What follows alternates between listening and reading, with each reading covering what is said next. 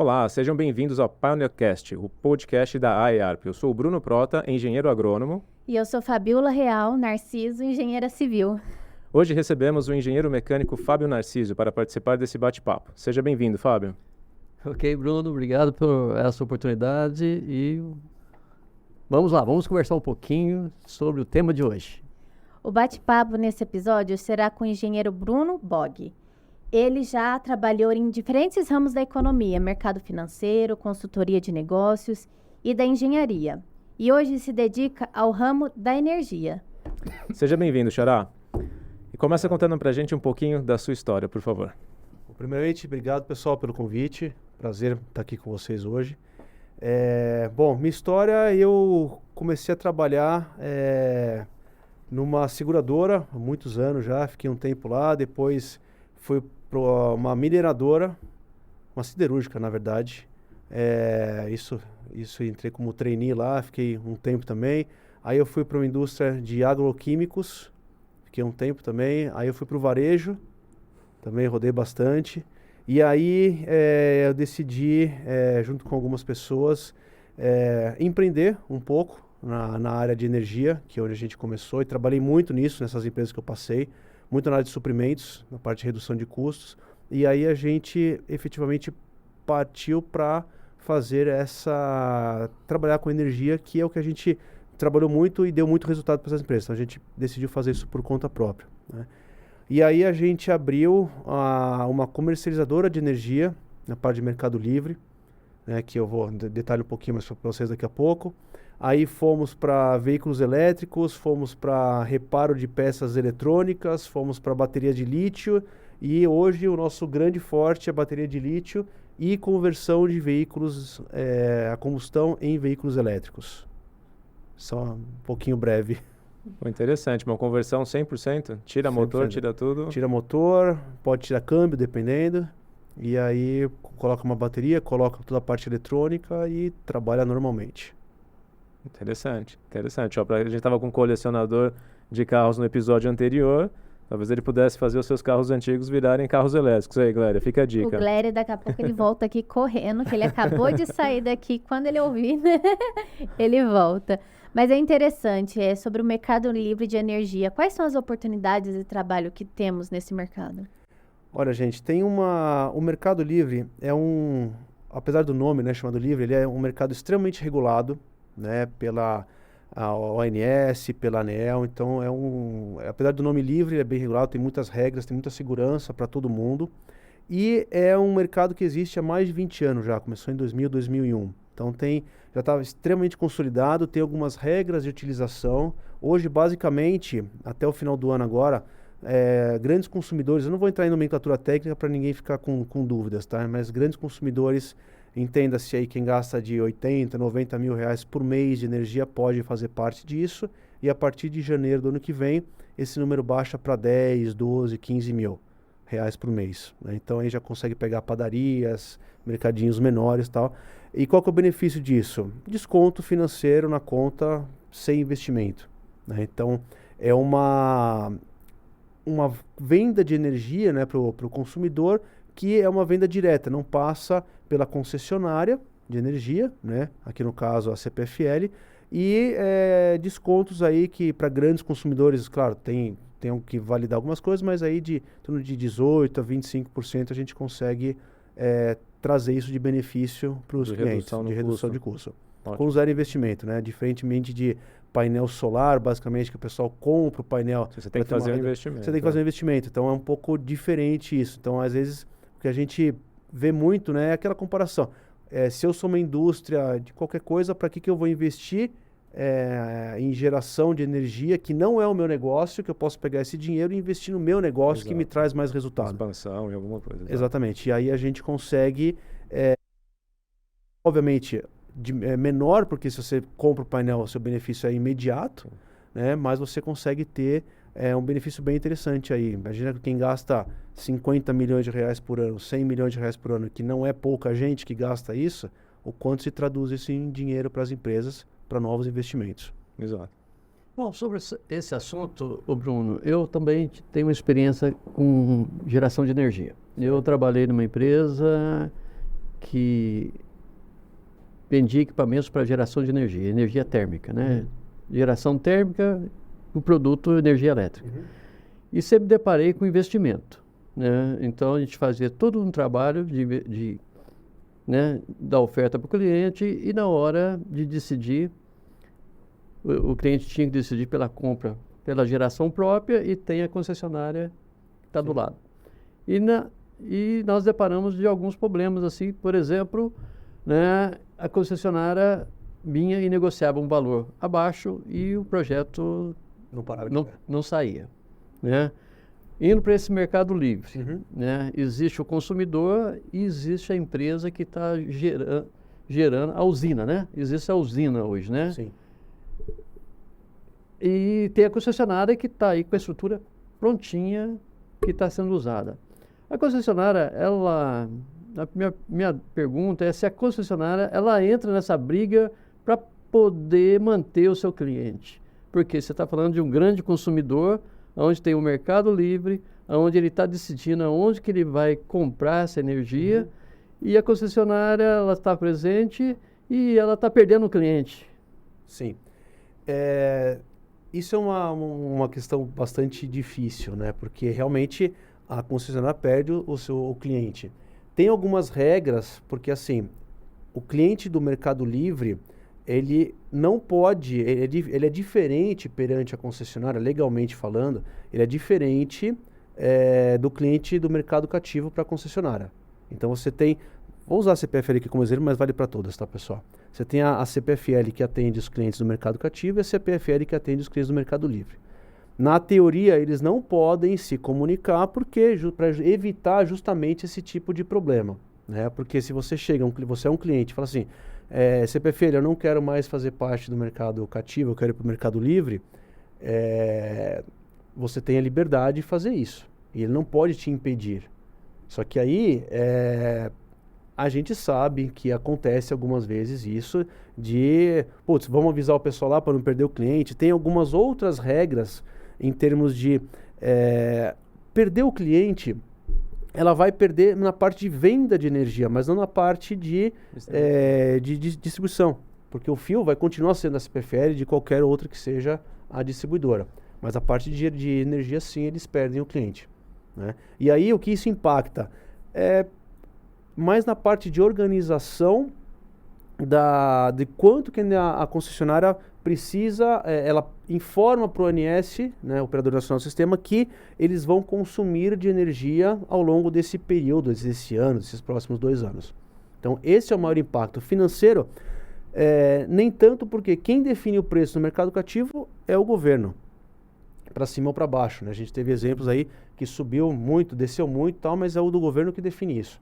Agora, o maior problema para eles é essa questão de que fala assim, pô, eu tenho, vou chutar aqui, 100 unidades de energia e o meu cliente, o meu grande, consome 5, então ele perde esse cliente, ele vai perder 5% dessa quantidade total. Isso ele pode ser um problema para ele perante o ONS. Financeiramente ele compra por X e vende por X, por Y que o governo que definiu. Então, existe sim uma questão, mas não é um principal nisso. O principal são as multas que eles recebem por conta dessa organização. Me falavam assim que se você vai para o Mercado Livre e de repente você precisa da concessionária, né, aí a concessionária cobraria um ônus por isso. Não vou falar multa ou ônus, alguma coisa nesse sentido. Você né, tem um por quebra prazo de contrato. Você tem um prazo que você tem que respeitar. De novo, não quero entrar aqui em detalhes, mas se você faz parte do mercado cativo hoje, você quer Mercado Livre, você tem um prazo que você tem que respeitar para não... dos seus contratos de fornecimento de energia, você só pode migrar depois disso, ou você pode antecipar pagando uma multa que no passado era até convidativo, hoje em dia não mais. Hoje em dia, entende-se, uns 2, 3 anos para cá já não é mais convidativo. Você tem que respeitar isso, e depois que você migrou para o Mercado Livre, você não pode voltar para o mercado cativo dentro de um prazo de 5 anos. 5 anos é o prazo? Então você tem que ficar no Mercado Livre por 5 anos. Você pode voltar depois? Pode, não tem problema nenhum. Mas você tem que ter esses 5 anos como garantia de Mercado Livre. E você pode mudar no Mercado Livre Totalmente. comprando todo mês, se for o caso, ou tem um período mínimo para você mudar de... Mercado Livre você pode comprar da forma que você quiser. A gente tem algumas estratégias para isso, em termos de prazo, preço, etc., que a gente gosta de seguir para trazer segurança para o cliente. Uma vez que a energia não é o produto do cliente, a gente prefere trazer um pouco mais de segurança do que trazer risco para o cliente. Então, até por essas empresas que eu passei, a gente vê muito isso que preço é importante? Sim, gente, claro que é importante. Mas a segurança de quanto você vai pagar em X tempo é às vezes mais importante do que o preço hoje que você paga. Então isso é bem, bem interessante. É uma curiosidade. Para entender um pouco mais do mercado livre de energia, que realmente não me faz, eu não tenho nenhum conhecimento. Se o governo determina o valor de comercialização, qual que é a diferença de entrar nesse mercado? Não é um valor que todo mundo tem que trabalhar, um valor igual ou não? Aí quando você está no mercado livre é um contrato bilateral entre você, consumidor, e a empresa que vai te fornecer energia. Tá, então aí a gente ali vai ser uma negociação interna. Pura e simples entre o cliente e o vendedor. Acabou. O governo pode subir, pode descer, isso não muda nada. Bandeiras tarifárias não se aplicam nesse quesito. A única coisa que continua sendo tabelado é o fio, né, a distribuição. Essa parte, sim, continua sendo tabelada. Então, e uma outra pergunta. Você corre o risco de contratar energia de uma pessoa que não tem capacidade de te entregar ou não? A distribuidora vai te entregar isso e ela é que vai assumir esse risco? Na verdade, assim, você tem que comprar de empresas idôneas, obviamente, né? Já aconteceu no passado algumas quebras de comercializadoras porque estavam extremamente alavancadas para energia, e a CCE, que é quem regulamenta as comercializadoras, está trabalhando nisso para diminuir um pouco esse risco. E o que acontece? Para o consumidor não muda nada em termos de fornecimento. O consumidor sempre vai continuar recebendo energia. Qual que é o único risco se ele compra energia de uma empresa que fecha as portas por qualquer motivo? Preço. Se ele tem um preço, vou chutar aqui um preço totalmente aleatório, pessoal, um preço de 100, tá? R$100 por unidade de energia. E a empresa que ele comprou fechou as portas, faliu, o que seja. E o preço hoje está 200, então ele vai ter que comprar 200. Agora, se ele comprou a 100 e o preço está 50, na teoria ele pode até sair ganhando. Não, mas não vai sair 150, porque ele já pagou ou não? Não, porque você compra mensalmente. Você compra conforme você usa. Você paga conforme você usa. Você fixa o preço por unidade e o prazo você que define. 1 mês, 2 meses, 6 meses, 5 anos, 10 anos, que seja. Sim, vai depender do mercado, da época. Vai depender do mercado, vai depender do risco da empresa, tem algumas questões. Da confiança também da empresa que você está comprando, né? Exatamente. Então depende, é um contrato bilateral, gente, muito simples nesse sentido, né? Você pode aproveitar, hoje nós estamos numa baixa histórica de preços, já deu uma aumentadinha agora, mais recente, a coisa de até meio do ano, um pouquinho mais, estava um preço bem baixo, que algumas empresas até falam assim, putz, quero cancelar meu contrato que eu estou pagando 200, agora está 100. Gente, não pode. O contrário também é verdadeiro. Ou seja, se você está pagando 200 e está 500, a empresa pode cancelar contigo? Não, então contrato fechado é contrato fechado.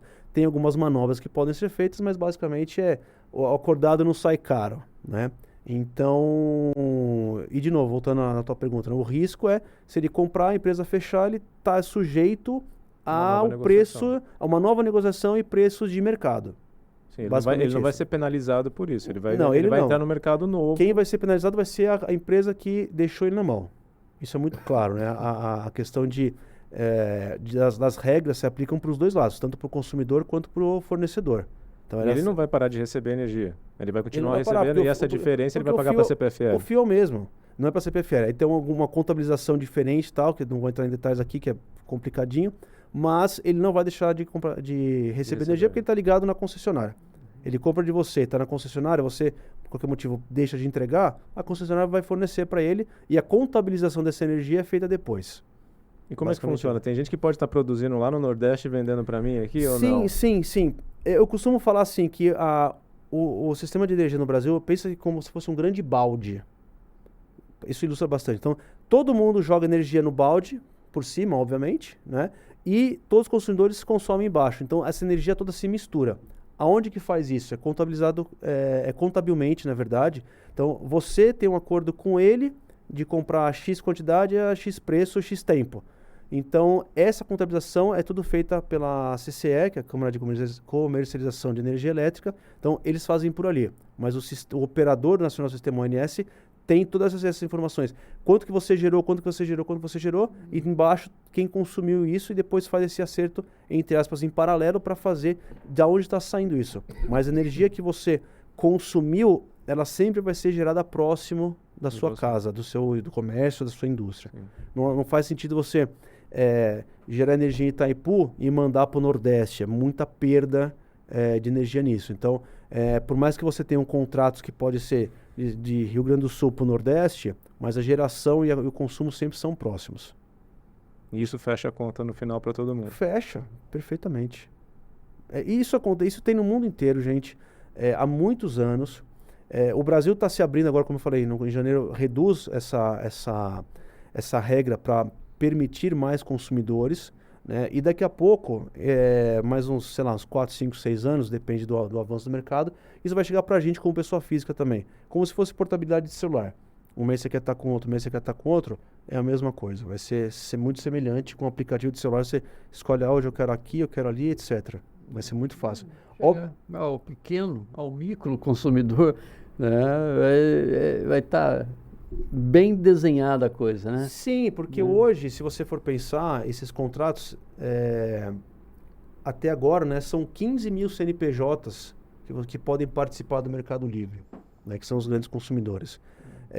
Até o último número que eu tinha estava em torno de 8, 10 mil, alguma coisa assim. Então tinha um espaço ainda para crescer. 15 mil é o número de empresas que são grandes consumidores. Que são os credencialvos. Estão acima de 50 mil ou que estão acima do novo número que você tinha? Estão acima dos 90 mil. 90 mil. Hoje você vai baixar para 12, 15 mil, vai aumentar muito mais. Então você passa a trabalhar internamente para os vendedores de energia, também é um problema, porque é o seguinte, você emite hoje meia dúzia de nota fiscal num sistema, você vai ter que emitir milhões de notas fiscais. É muito mais trabalhoso. Vai gerar novos empregos também.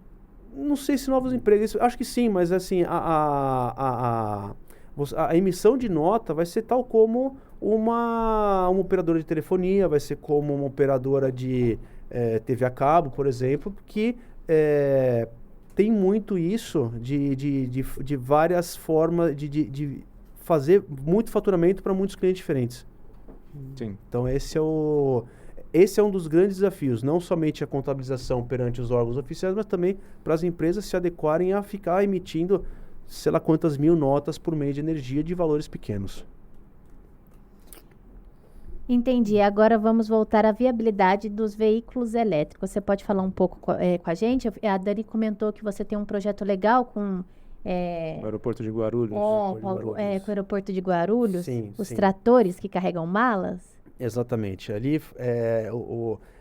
esse case é muito interessante para a gente, né? Porque é o seguinte, quando a gente é passageiro, a gente não imagina toda a estrutura que tem num aeroporto, né? Então, o aeroporto de Guarulhos, alguns poucos números que eu tenho de cabeça, né? O aeroporto de Guarulhos é o maior aeroporto do hemisfério sul do planeta. Então lá passam, 250 mil pessoas por dia. E a gente não tem ideia, né? O São Caetano em São Paulo... Desse número. São Caetano tem muito menos gente que isso. Então, assim, se você pensar, a densidade do aeroporto é muito grande, né? Em termos de não só passageiros, mas funcionários, passageiros, polícia, todo mundo faz parte de gente que trafega naquele espaço reduzido de área, né? Então, assim, é muita gente, é muita segurança, é muito tudo, né? E aí eu já tive a oportunidade de estar na pista algumas vezes para fazer estudos, etc.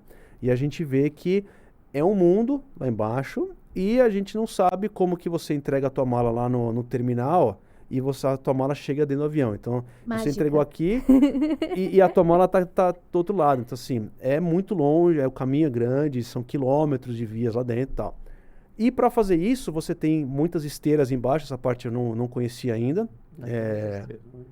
Tem as esteiras, você joga aqui, já faz leitura automática de código de barra das malas, etc. Só que ela sai em alguns lugares e ela tem que chegar até o avião que está posicionado lá na pista, né, nos terminais. Então, como que é feito isso? É por tratores e ou rebocadores. Basicamente faz a mesma coisa, né? Então, hoje, utiliza-se muito um trator agrícola que foi adaptado há mais de 20 anos para fazer isso. Então é um trator de campo. Trator Acho que eu já vi, Então, eu já vi. da próxima vez vocês já vão reparei, no eu aeroporto falei, e "Uai." vocês vão perceber, né? Então é muito interessante que eles pegam as malas, rebocam um no outro e levam carrinhos de 3 carrinhos até o avião, né? E aí tem o pessoal que faz tudo, pegar as malas e colocar no avião. E o contrário também, né? E depois trazer de volta. Só que isso, gente, esses tratores trabalham praticamente 24 horas por dia. Consumindo diesel 24 horas por dia. Puxando... A gente acha que mala não pesa muito, né? Mas... Gente, esses Cada uma tratores 23 aí... quilos, né? Por isso que cada usa uma 23 trator, né? quilos, Porque tem poder de exatamente. tração. E aí, os dollies, né? Que são os carrinhos que você coloca as malas, cada um pode ter até 7 toneladas e eles puxam 13. Então, puxando até 21 toneladas. Então, assim, é muita carga. E a gente fala só de mala, mas também serve para as cargas dos aviões mesmo, né? Então, assim, esse é o que acontece lá dentro, que eles puxam mala e puxam carga daqui para lá, de lá para cá. E aí a gente tem essa parceria com uma dessas empresas de handling, né, que é essa movimentação, que a gente pegou um trator desses elétricos e fez um protótipo, um trator desses a diesel e fez um protótipo elétrico. Então, Mas usando ele, você vai fazer um trator novo? Não, a gente pegou a base do trator e tirou o motor elétrico, tirou o câmbio, tirou o motor, tirou o tanque, tirou tudo. Perdão, eu falo motor elétrico, mas motor a combustão, né? Tirou todas essas partes da combustão e botou uma bateria de lítio, botou um motor elétrico, botou toda a parte de eletrônica disso e fizemos a conversão desse trator.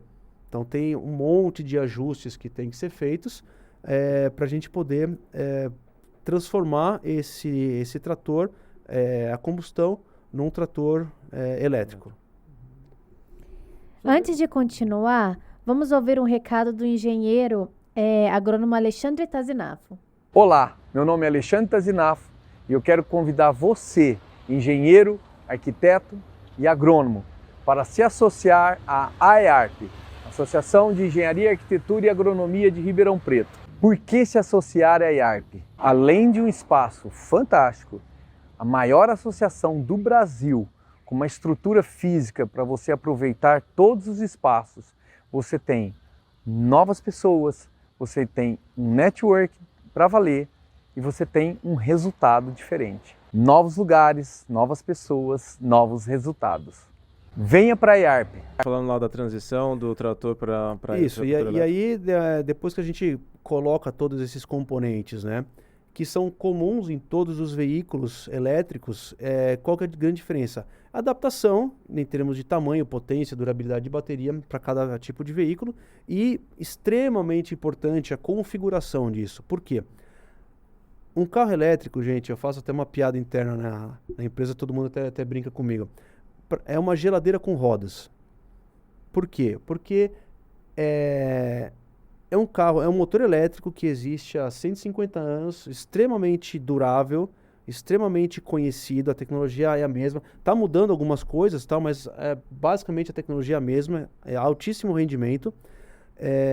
Então isso não quebra, né? A parte eletrônica é extremamente importante porque você tem tudo uma questão de configuração. Então é um computador também que você coloca junto, então você pode ter parâmetros e configurar parâmetros de baterias e de potência, de torque, só na parte de configuração. E a bateria de lítio completa isso, porque ela também, diferentemente de uma bateria de chumbo, que está lá e você não tem muito controle sobre ela, a de lítio você consegue controlar um monte de coisa e tudo isso traz eficiência para a operação. Eficiência, entenda-se, redução de custo drástico, quando você compara um veículo elétrico contra um veículo a diesel. Então, assim, hoje para carros, né, de transporte que a gente tem na rua hoje, né, a gente fala de uma economia em torno de 80%, mais ou menos. Custo do dia a dia, né? Custo de operacional, manutenção, combustível, etc. No aeroporto isso é bem maior ainda. Sempre que o uso é maior. O uso é maior, o uso é mais intenso. Quanto mais energia você gasta, mais você está economizando, porque você roda muito, né? Como você roda 24 horas por dia, então é muito mais barato, muito mais barato. Mesmo com a manutenção que continua sendo a mesma, basicamente a parte mecânica, né? A roda é a mesma, o rolamento é o mesmo, a direção é praticamente a mesma, mas a parte de força que é também onde tem muito problema de manutenção, pelo tempo, pelo uso, né, isso reduz bastante, bastante. Então aí o nosso número hoje com ele está dando quase 90% mais barato de redução. Mas isso no custo. E qual que é o investimento? O investimento está dando um payback aí de menos de 2 anos. Para o aeroporto, que tem um uso que tem 90% de economia. Exatamente. Então assim, se você pegar, né, esses tratores que eles têm, no Guarulhos deve ter rodando, sei lá, uns 200, 300, 400 tratores, né? Se você pensar quanto cada um disso consome, né? Poluição sonora, que é um absurdo, não é só o avião, você está na pista, você escuta um monte de barulhos, né?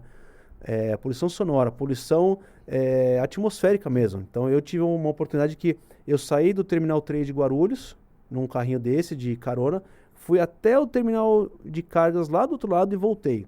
Muito rápido. Gente, com uma folha de papel na mão, a hora que você passa o dedo assim na folha, sai preto. Porque você tem a poluição dos aviões e a poluição desses veículos também, que é muito, muito. Então imagina quem está lá dentro trabalhando o dia inteiro ou nas suas 8 horas por dia, o quanto não respira disso. Eles usam o auricular, sim, beleza, mas e aqui? E a máscara? A máscara. E não dá, e você tá na pista um dia que nem hoje, vai estar 48 graus na pista. Como é que você usa a máscara? Eu não aguento o fone que dirá a máscara. Não consegue. Então, assim, você tirando parte disso, né? Você vai eliminar? Não, não vai, gente, porque tem um avião também que faz ter essa poluição. Mas se você tira uma parcela grande disso, já é bem representativo. Você traz conforto para o operador também. Então, isso é muito interessante, muito interessante. Então, essas novas tecnologias que estão vindo, né, com a bateria de lítio, e isso seria possível com a bateria de chumbo? Já existe alguma coisa disso também, mas ela funciona muito bem quando é muito novo, porque a bateria de chumbo tem uma eficiência diferente da bateria de lítio e aí você perde eficiência quando você compara com o lítio. É muito melhor, obviamente, quando você compara com a diesel, mas com o lítio ainda é bem menor. Ela é uma solução ambiental, então. Eu não gostaria de falar de solução ambiental. Ela também é uma solução ambiental, porque no passado, se a gente, pelo histórico do que a gente fez um pouco também no passado, né? A gente vinha com algumas soluções ambientais que eram muito mais caras, né? Quando o carro elétrico chegou no Brasil, mais viável economicamente, a gente tinha esse discurso, não, mas o carro elétrico é sustentabilidade, é isso, aquilo. Gente, essa fase já passou. A gente não consegue mais utilizar isso. Porque se você tem 1 ou 2 ou 3, a empresa até assume pagar um pouco mais caro para você ter um veículo elétrico e você fala assim, comecei com a minha frota, um veículo elétrico. Mas se você pega grandes empresas de bebidas, de distribuição, etc. Os caras têm 3 mil caminhões, vai colocar um. O que resolve na sua frota de sustentabilidade? 0. Na prática é 0. Então, assim, o caminhão elétrico, a distribuição com veículos elétricos, ela tem que ser financeiramente viável. Porque senão vai continuar sendo, vai ser um projeto que vai morrer porque não tem viabilidade, infelizmente. E lá em Guarulhos, todos os caminhões, os tratores já estão com a energia elétrica ou só foi um de propósito? Já existem alguns desses rebocadores que são elétricos, são fabricados na China, na França, que já são elétricos. Tá? Então, eles são montados já pensando com uma bateria ou de chumbo ou de lítio, mas já são elétricos. Só que, para o Brasil, custos de importação, etc., são muito caros. A gente está falando aí da ordem de 300, 400 mil reais cada um desses. Se você pega um trator desses agrícolas, que já tem 20, 25 anos de uso, já se pagou há muito tempo, é uma estrutura extremamente forte e robusta.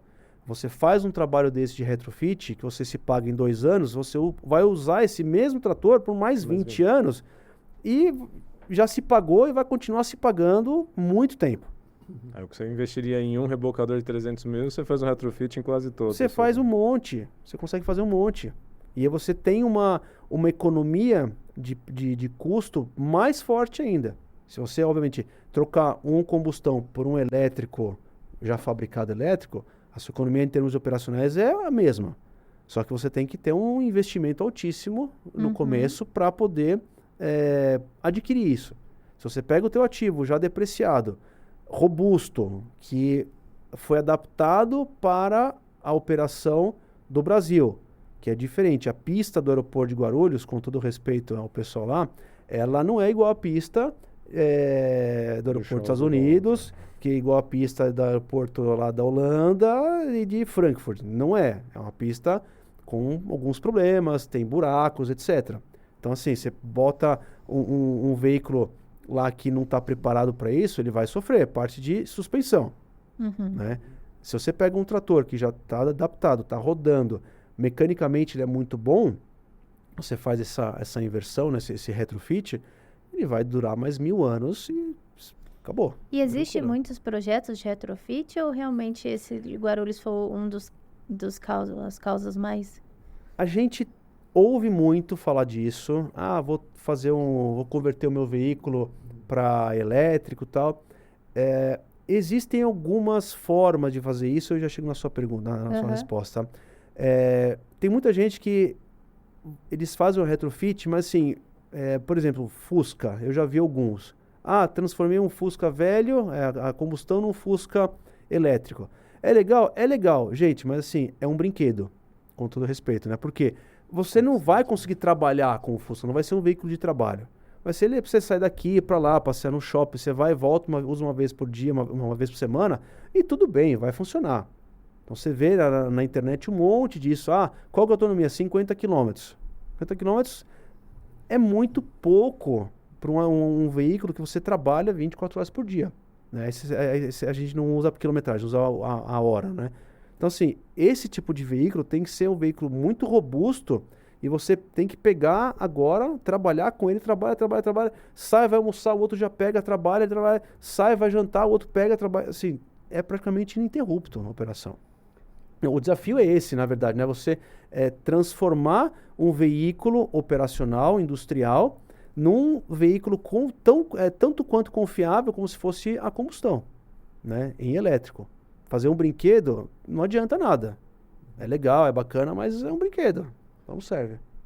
Ô Bruno, sobre esse assunto, né, eu tive a oportunidade no projeto da Marinha, tá, que você comentou aí no início, né, de trabalhar com empilhadeiras elétricas. Sim. Projeto de empilhadeiras elétricas, né? Então, dentro dessa tarefa que eu tive, né, eu tive que dimensionar empilhadeiras, né, que eram prateleiras de até 20 metros de altura, né? Então a empilhadeira tinha que subir e descarregar o material lá em cima, né? E a movimentação dessas empilhadeiras o dia todo, elétrica, e deparamos do seguinte problema, né? Que era realmente o abastecimento, tá?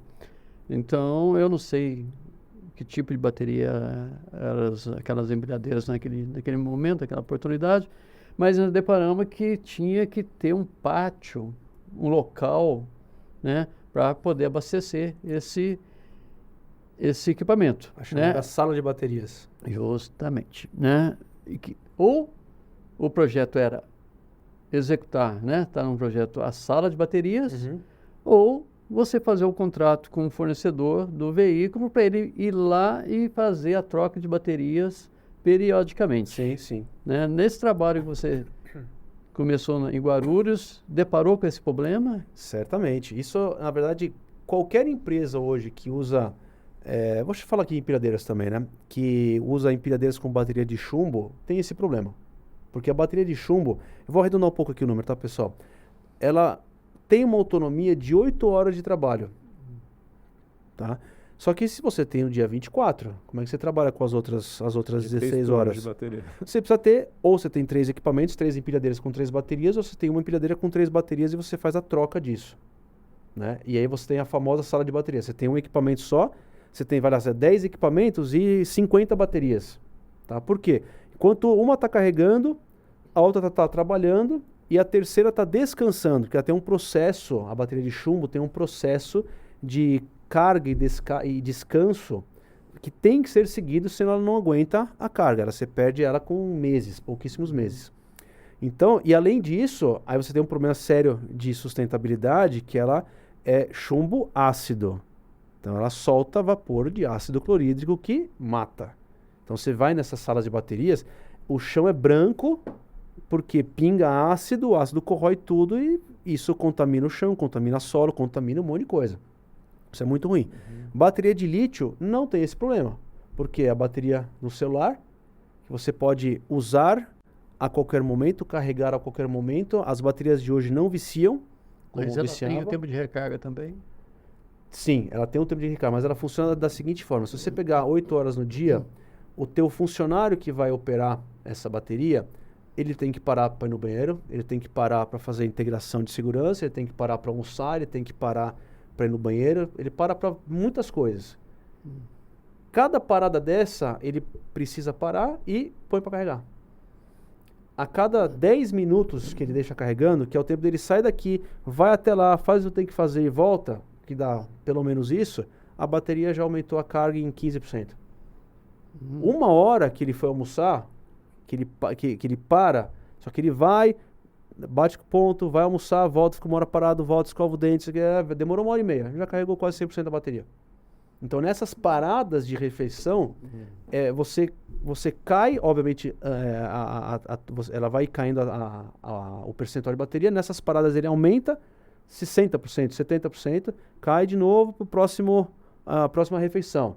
Fica mais 1h30 parada, já sobe e cai de novo. Então, assim, a curva é muito interessante quando a gente olha nessas operações de altíssima rotatividade. E ela não vicia. Não vicia.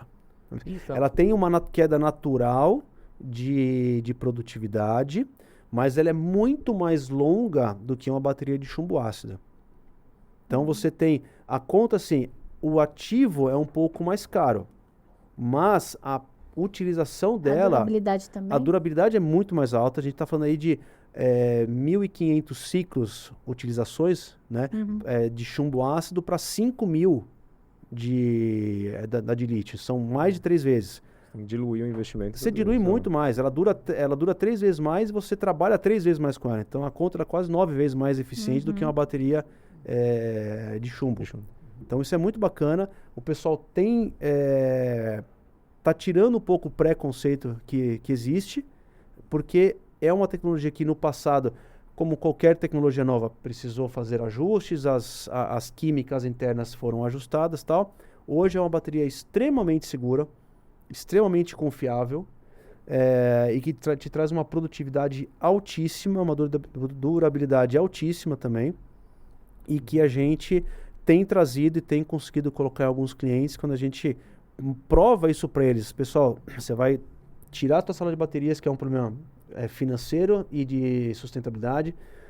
Você vai aumentar a tua produtividade, que é financeiro, é logística. Você vai melhorar o teu tempo, você vai fazer... É só melhoria isso. Então, o custo inicial se dilui muito mais fácil. Então, quando você olha o teu TCO, o custo total de operação, é muito mais barato.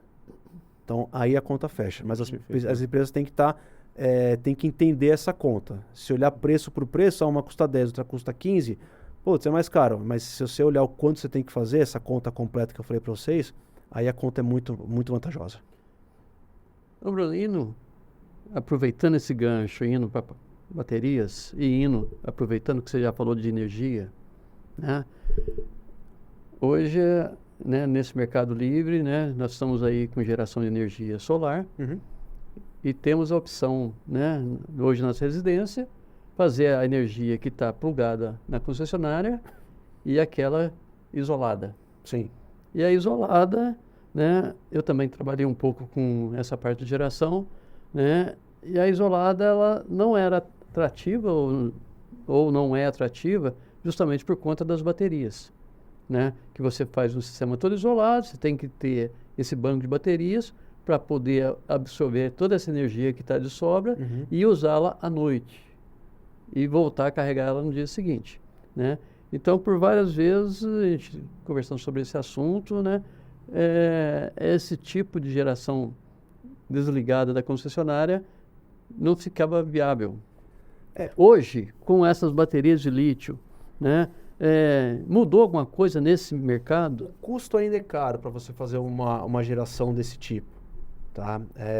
Porque no Brasil, você tem, além do nosso câmbio, que está, 5-1, né, que é muito desfavorável para qualquer tipo de importado, você tem muito imposto embutido, aí que dá 40%, 50% de imposto, e o frete também inclui-se no custo do seu produto. Então, assim, a gente sai perdendo muito nisso.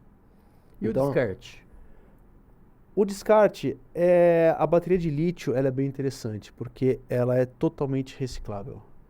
Você Porque tem uma, era um entrave esse descarte, né? você tem uma utilização da bateria de lítio, os primeiros 5, 8 anos é onde ela tem o pico de capacidade dela, depois ela perde um pouco, né? Ela perde aí da ordem de 20%, 25%, e depois ela fica um pouco mais estável. Continua perdendo um pouquinho, mas fica um pouco mais estável. Para algumas necessidades, você não consegue utilizar isso. Você pega uma bateria que perdeu 30% de carga. Você não consegue utilizar. Isso é autonomia de veículo, autonomia de horas de trabalho, então é muito ruim. Mas, para você fazer um no-break, para isso aí, é perfeito. Em vez de se você tem um espaço para fazer isso, você bota no meio do campo um container. Se você tiver um container ou um container e meio, o que vai mudar? Nada. Então você consegue aproveitar muito isso. Aí ela dura 25 anos, a vida útil de uma bateria de lítio. Então, que é bem interessante. E aí, depois desses 25 anos, você recicla ela inteira. A caixa de aço, os módulos internos, a química, você consegue reciclar tudo. Você recicla, faz uma nova e põe para rodar de novo. Então, assim, Então, bem... poderia ser aproveitada ela num segundo, por exemplo, se essa fase de importação é alta, é um custo alto, ele poderia adaptar numa segunda geração? A gente diz que é o segundo uso. O Uhum. primeiro uso é onde ela onde ela foi comprada para ser utilizada, né? Seria o uso mais nobre dela. O uso mais nobre, que é veículo, que é quilômetros de autonomia ou horas de utilização nesses rebocadores e empilhadeiras, etc. Depois disso, você acabou esse prazo aí que 5, 8 anos. É igual o dependendo container também, né? Está sendo descartado também. Exato. Aí você pega isso, você desmonta ela, você rearranja ela e você consegue utilizar para o no-break. Você tem que ter um pouco mais de espaço, mas ela funciona como um no-break perfeitamente. Gente, infelizmente a gente vai ter que encerrar. Já estamos caminhando para o final, né? Porque estamos com o horário um pouco apertado aqui. Tem mais alguma pergunta para a gente conseguir finalizar? Alguma dúvida? Gostaria de falar alguma coisa, Bruno? Meu pai. Ô, gente, meu pai, tá? Tá aqui assim, ó, com a mãozinha levantada. Na realidade, a geração de energia, a eficiência na geração de energia está sendo, vamos falar assim, está sendo revista atualmente, né? Sim. Atualmente estou trabalhando num projeto, né, que vou começar logo, onde está se implantando ao lado de uma turbina a vapor o motor elétrico acoplado. Sim. Onde eles vão deixar de gerar um pouco de energia através da turbina para geração de vapor e vão colocar o motor elétrico para ter mais eficiência na planta. Eu acho que eu não gosto de falar assim, né? A solução para todos os problemas é uma só. É uma combinação de soluções, né? A gente fala muito rapidamente, né? A energia no Brasil é uma energia muito mais limpa do que nos outros países, né? Que usam combustível fóssil, etc. Então não adianta a gente querer forçar uma solução para o mundo inteiro. Tem que ser adaptado. Então no Brasil a energia limpa, a energia elétrica é muito limpa. Sim, vamos utilizar, né? A gente acredita muito que nessas operações fechadas, eu digo, aeroporto, fábrica, veículo de delivery, é muito interessante isso, porque eles têm um espaço fechado de trabalho. Agora você pega um caminhoneiro que sai de São Paulo para o Rio de Janeiro. Você tem posto de abastecimento? Tem, 6. Só que vai demorar 2 horas e meia para você carregar a bateria. O cara não vai parar isso. Não chega na Bahia. E o custo disso? Não, o custo ainda, não estou nem pensando nisso. Muitos desses postos são gratuitos, mas assim... Não o custo de carregamento. O custo de ter um motorista parado 2 horas. Exato. Então assim, você pega um caminhão pesado, né? O último número que eu vi, você tem que ter uma bateria de 8 toneladas para você andar longas distâncias. Gente, como é que você tem um caminhão de 50 toneladas, você vai tirar 20% para poder virar a bateria? Não faz sentido. Então, aí você tem os caminhões a hidrogênio, etc., outras tecnologias que são complementares. Então, de novo, o que a gente acredita é que operações fechadas, que já é um grande mercado, extremamente poluidor, barulhento, etc., você vai com os veículos elétricos que vai dar um resultado altíssimo, financeiramente, de sustentabilidade, vinculado ao financeiro, que é o mais importante hoje em dia, né? E que traz benefícios aí para todo mundo. Perfeito. Perfeito, obrigada, Bruno. Esse é o Painelcast, o podcast da EARP. Você pode nos ver, ouvir no Spotify e no YouTube, e só ouvir em todos os outros tocadores, como Apple Podcasts, Deezer e Amazon Music. Os links estão no @aearp e no @painelcast. Aproveita para nos avaliar, acionar o sininho, seguir, favoritar e dependendo de onde ouve, e favoritar dependendo de onde você nos ouve. Os episódios sempre têm temas de interesse dos profissionais de engenharia, arquitetura e agronomia e geociências. Siga a gente nas redes sociais, no @aearp e no @painelcast e compartilhe o episódio. Conta pra gente o que achou. Até mais!